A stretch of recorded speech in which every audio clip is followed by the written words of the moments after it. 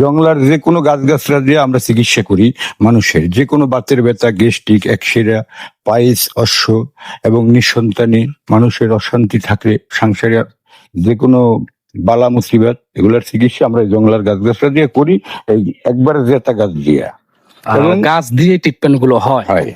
বিভিন্ন এই যে সাইড একটা গাছ, জি প্রত্যেকটা গাছের একটি একটি করে উপাদান কিন্তু অপরসীম, কিন্তু তা অবশ্য কম বেশি সকলে জেনে থাকবেন যে আল্লাহর হচ্ছে প্রকৃতি তৈরি যে গাছগুলো আছে, প্রত্যেকটা গাছের বীজের বিশ্লেষণ আমরা যদি করে রাখি তবে কিন্তু আসলে ভাষায় সেটা কখনো প্রকাশ করা যাবে না। তো আসলে এই যে সাইডে একটা যে গাছ আমরা দেখতে পাচ্ছি, গাছটার নাম হয়তো আমার জানা নাই, এই যে গাছ, আসলে এই যে গাছটা, এটা কি নাম? এই গাছটার নাম হলো বিলই হাসরা গাছ। কি নাম? বিলই হাসরা গাছ।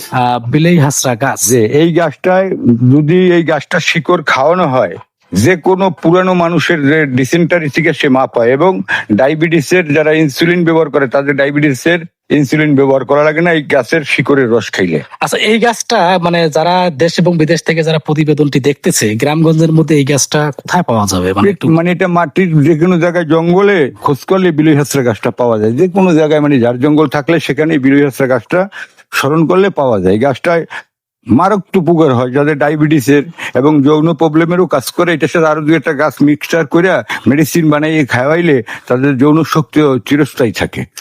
আসলে আমাদের যে রোগ ব্যাধি গুলো যেগুলো হয়, যে আমরা বিভিন্ন রোগে যে আক্রান্ত হয়ে থাকি, আমাদের ট্রিটমেন্ট কিন্তু আমাদের সাথেই থাকে, অথচ আমরা মানে এগুলো বুঝতে পারি না বা দেখতে পারি না। এটা হচ্ছে আমাদের মেন সমস্যা, তাই তো? জি জি।